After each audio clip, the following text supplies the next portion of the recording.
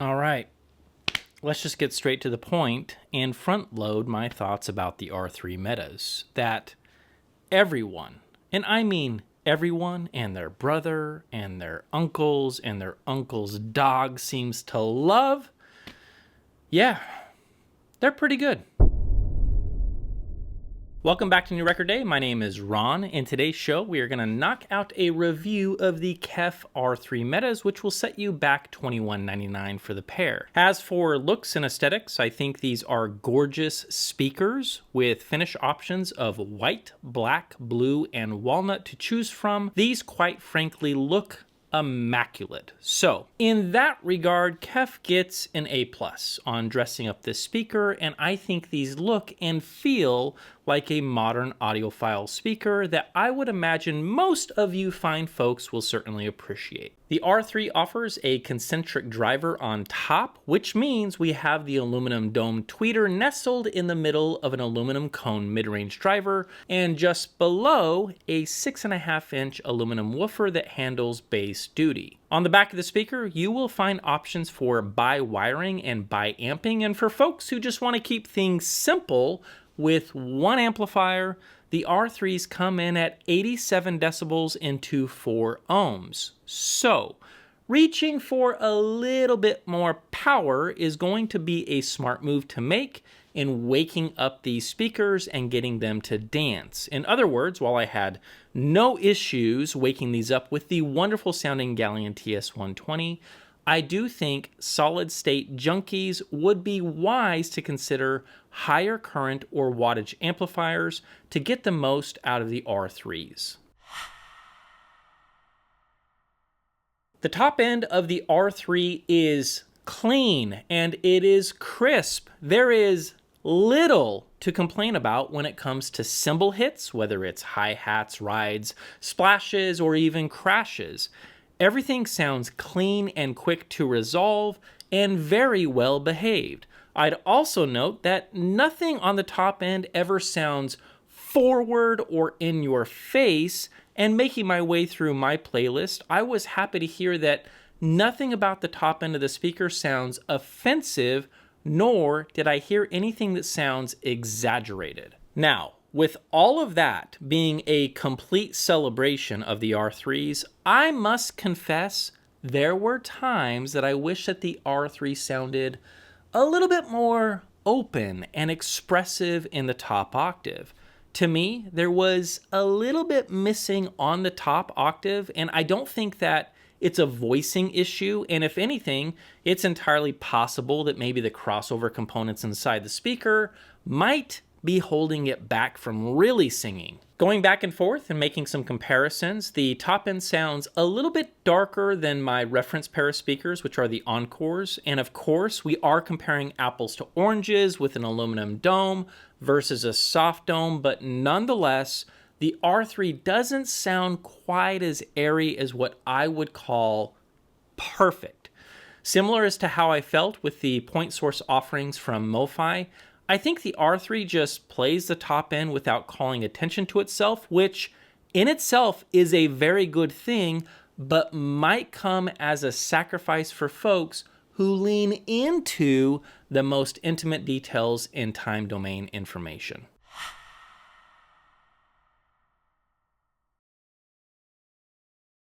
While the bottom part of vocals can sound a little less expressive and lack a little bit of texture, I appreciated how this speaker performs in the heart of mid-range and most of the upper mid-range. While there is some deviation that you'll be able to hear in the sound clips when it comes to the human voice, I think that for the most part, the R3 does a commendable job. Being specific, in the third clip featuring a female vocal and ukulele, I noticed that the bottom part of her voice sounds a little bit muffled or dark, and similar things can be said about the top end of her range. While that example is something that you can hear for yourself, I'll add to that on any vocal tracks that I listened to, I heard similar traits as I spent more time with the R3s. While the vocal delivery is smooth and never shouty or offensive, I felt that it lacked a little bit in the upper harmonics of female vocals, making the top end of voices sound just a little bit darker than what I would call perfect. As for mid-band instruments, I thought the R3 did a great job of tone, balance, and providing an even-handed mid-range performance. One of the things that I like the most about the R3 is nothing ever sounds forward, and to me, this made the speaker very easy to enjoy over the long haul, even when trying something like Pearl Jam's latest release, Dark Matter, which is a complete disaster in terms of production. I was able to make it through the entire record without any fatigue. Trying that same album on something like Caladan, that's not going to happen, as the top end is just way too forward on that record. Either way, guys, electric guitars offer a satisfying bite with the R3s, but never sound forward, edgy, or in your face, which could make them a great candidate for rock, punk, or even metal, or less than stellar recordings that are very, very bright.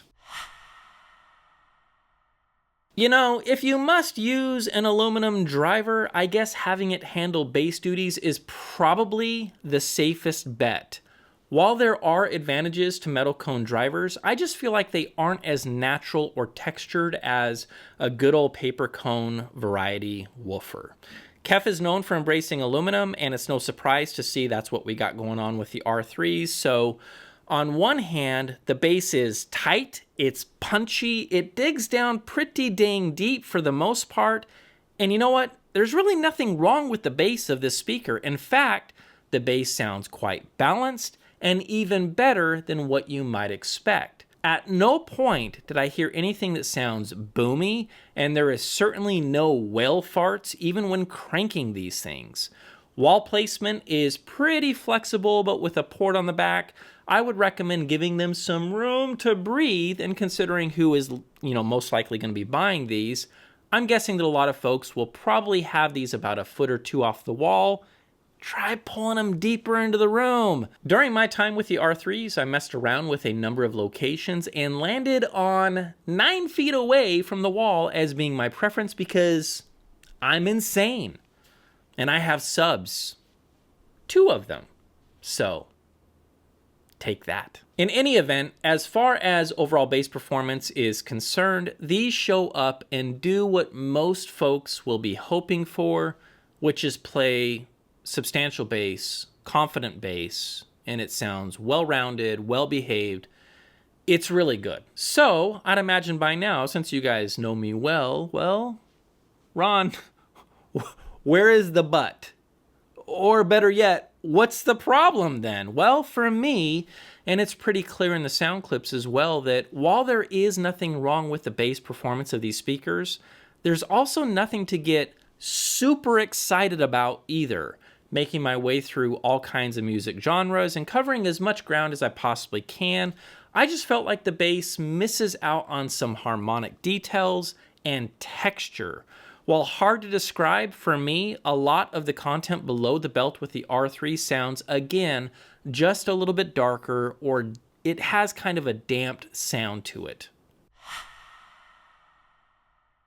Given the engineering that goes into pretty much every KEF I've ever spent time with, it is no surprise that the staging experience of the R3s is pretty dang good, and it is. As we will see in the measurements, a coaxial design does offer some interesting advantages in the horizontal and vertical plane, and the result is an even room response, something that I talk about a lot. Because of this, the speaker sounds much wider, taller, and deeper than one might expect, especially in a treated room like the Soundshed. Now, I will say this, having an even room response is just one part of the puzzle, and while I'll celebrate the staging performance of the R3 just as much as the next guy, I do wish that I had a little bit more to offer in the department of layering inside the stage. So that is to say, while it did sound three-dimensional, and I have no issues with being able to create a lifelike performance with the R3s, I do think that I've heard other speakers beat out the R3s in the distance in between the instruments. So this kind of black layer between one thing to the next thing, and just how many layers that you can get moving forward to the front wall, I gotta say, I've just heard better performances, than what the R3s are providing, even though they are giving you that three-dimensional kind of illusion, which is great. All right, folks, dust off those headphones and let's give the R3s a listen. The purpose of these clips is to hear the reference track and then the recorded speaker back to back. This will help you identify if we can hear much of a deviation in the speaker from the reference, and so, whatever those differences might be, you're going to be able to catch that. So yeah, after listening, please take time to leave a comment down below and let us all know what you think. What did you hear? I am excited to see what you guys think about the R3 clips. So again, comments down below.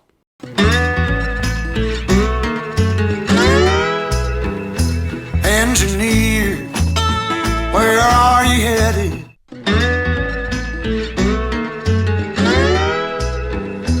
Engineer, where are you headed?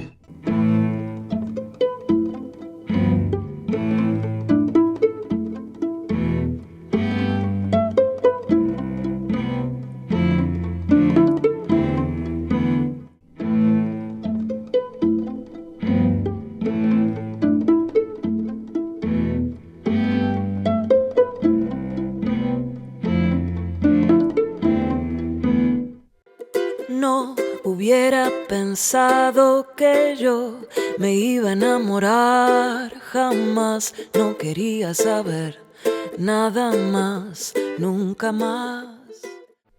No hubiera pensado que yo me iba a enamorar, jamás no quería saber nada más, nunca más.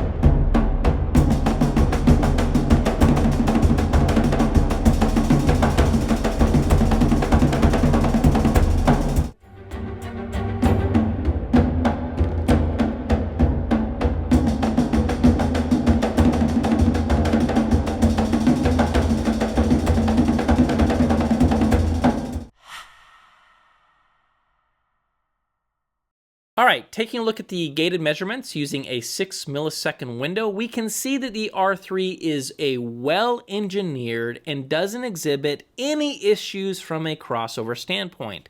The on-axis performance is quite linear with only a couple of small features worth mentioning. When I said that there was a little bit of heaviness or darkness or something going on with the lower vocals that might not sound right, I did notice that there is a slight rise in the response from 500 to 900 hertz, which might be part of those impressions. I would have expected it to be a little bit lower than that, but it's entirely possible that's part of that puzzle why, the lower part of vocals just don't quite sound right to me. Now, if we take notice, there is a softness at 1K, which is interesting because I also noticed a little bit of softness in the upper harmonics of vocals, and sure enough, that's right around the area of the bandwidth that I might expect to see a sag in the response, and would you know it, it is there. Granted, at 1500, there is another small peak, so dying on the hill of that's the reason the speaker lacks some excitement on the top end might not be so smart, so I'll just offer this up as what I heard and something for you guys to consider as you explore the R3s. After this, the rest of the speaker is quite linear, and while a little bit choppy, it's following the rules of a straight or linear line, and I have no issues with what I'm seeing here. Given that we have a coaxial design, both the horizontal and vertical responses should look good and very similar, if not the same, and they certainly do. Starting with the horizontal, we have an even follow-away on the horizontal plane, and again, taking a look at the vertical response, we see the exact same thing. In both of these measurements, it's clear that there are no issues with phase-related problems, and from an engineering perspective, KEF did a fantastic job. Last, the waterfall or spectral decay looks very clean from 3K up, but unfortunately, I did see some data that might suggest some potential stored energy around 900 Hertz, 1500, and 2K. While I'm not overly concerned with the traces that I'm seeing, it's still worth mentioning that this speaker isn't completely void of all issues, and that peak at 900 Hertz might rub some folks the wrong way. Well, folks, there you have it. At the end of the day, there is nothing about the R3 Meta that I can really complain about. They showed up for class, they turned in all their assignments, and they left an apple for the teacher. The R3 is a capable stand mount speaker that a lot of folks will appreciate, especially if they are new to hi-fi. While there are contenders out there that might beat them out with texture and tone, and certainly with details waiting for you in the music, the R3 is still a pretty easy to recommend speaker because it's the gold standard of pretty good. And with that, I'll see you KEF-loving audiophiles in the next video.